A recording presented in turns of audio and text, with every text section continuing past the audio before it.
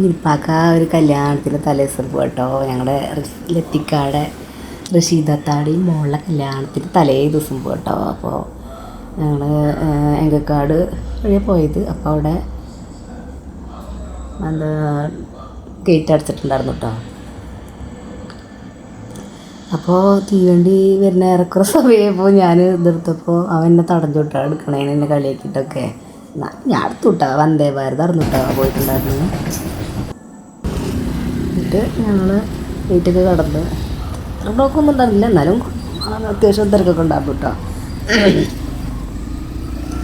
ഞങ്ങൾ ഏറെക്കുറെ മങ്കരെത്തിയപ്പോൾ നൗഷാദിനോട് കേട്ടോ. അത് യൂസഫ്ക്കാട് ഒരു അനിയനാണ്. അപ്പോൾ അവനോട് വർത്താനൊക്കെ പറഞ്ഞു കുറച്ച് നേരം. അപ്പോൾ ഞങ്ങളുടെ അവൻ്റെ പെങ്ങളെ വീട്ടിൽ പോകാൻ തോന്നുന്നുണ്ട്. അപ്പോൾ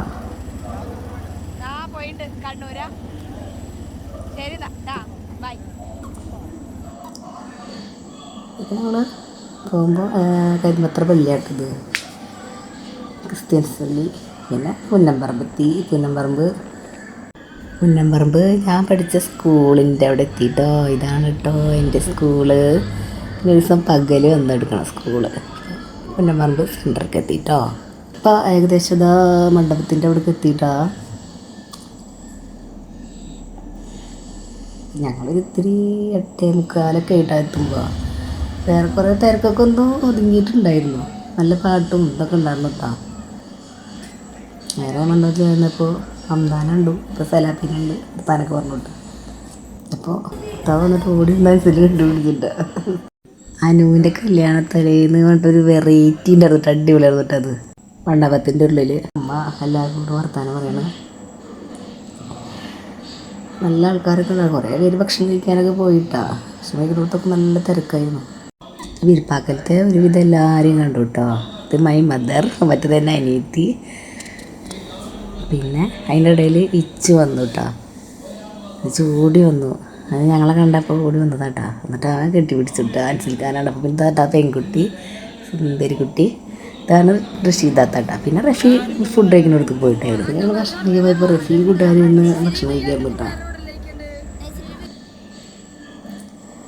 അവർ വിളിച്ചപ്പോൾ അവരിരുന്നോടത്താട്ടാ ഞങ്ങളിരുന്നത്.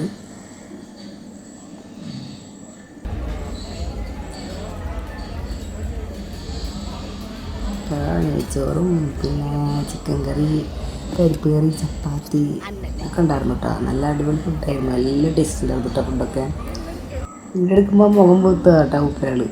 കുറുമക്കറിയൊക്കെ ഉണ്ടായിരുന്നു കേട്ടോ.